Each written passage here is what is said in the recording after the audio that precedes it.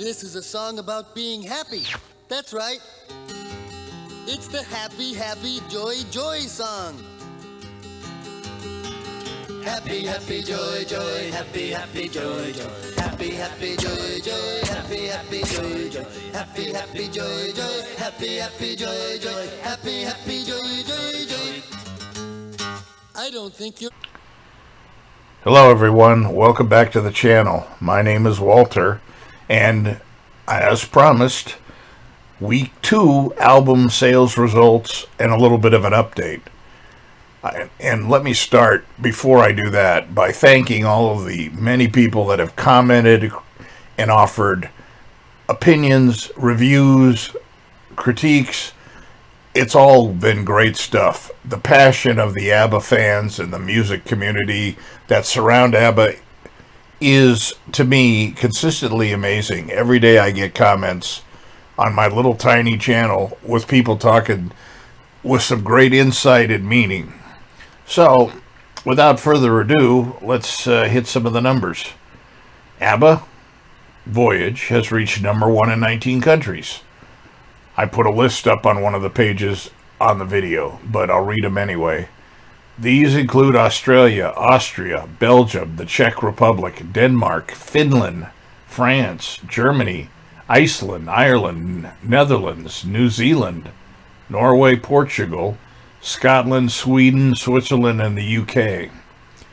That pretty much covers most of the known world of man, and here in the US, the album remains #2. I don't know what's going to happen, because with Adele's album coming out and Taylor Swift re-releasing the Red album that she had to re-record because of the lawsuit, that's been very strong. So I don't know if we'll get #1 in the US, but it's the strongest selling album of the year in the US, and that's something in of itself. So what's next on the ABBA train? Well, on December 3rd, we have the release of Little Things, the Christmas track.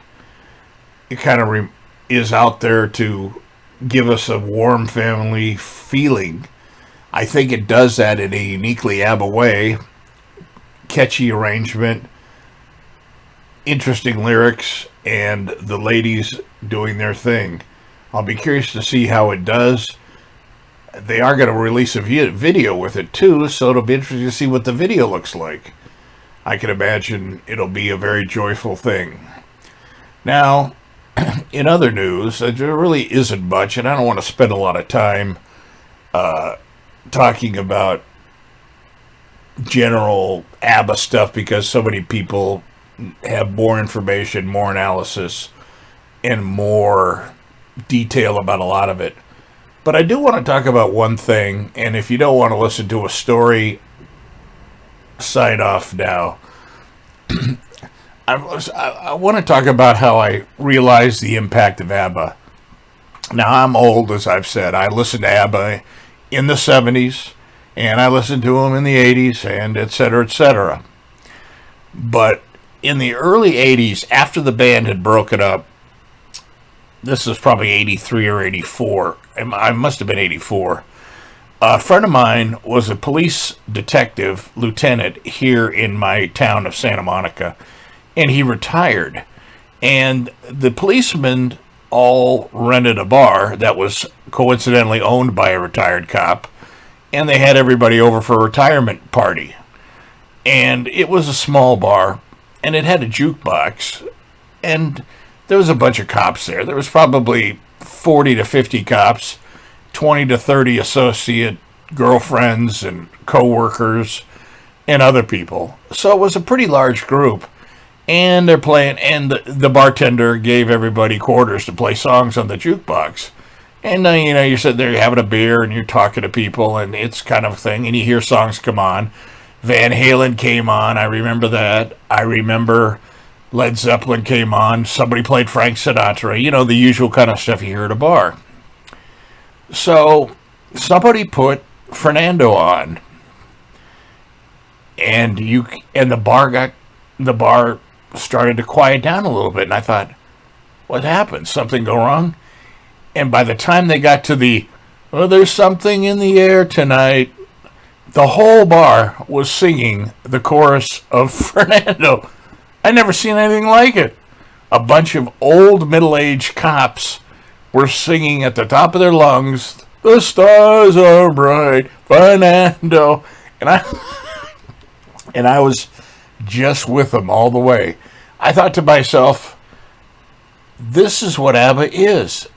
Who'd have thought, out of all the things and situations they had in terms of choices of music and the people in the bar, Fernando is the one that made this bar turn. And that led to a race to the jukebox, because they had The Winner Takes It All and they had Dancing Queen on the jukebox. And for the next 20 minutes, I got all of them, and everybody was at a sing-along. A bunch of cops were singing Dancing Queen, Fernando, and The Winner Takes It All. I never seen anything like it. This is what I talked about in my first video about the power of pop persuasion. ABBA is hypnotic with the rhythms, stunning with the vocals, and encompassing all with the arrangements. It's an amazing sound. It's an amazing ability to reach out and grab people. And you just can't take that for granted. And this new album reminds me so much of why I love ABBA. It makes me think about all the things and stories and times. Anyway, enough of my walk down memory lane. Feel free to comment, like, subscribe.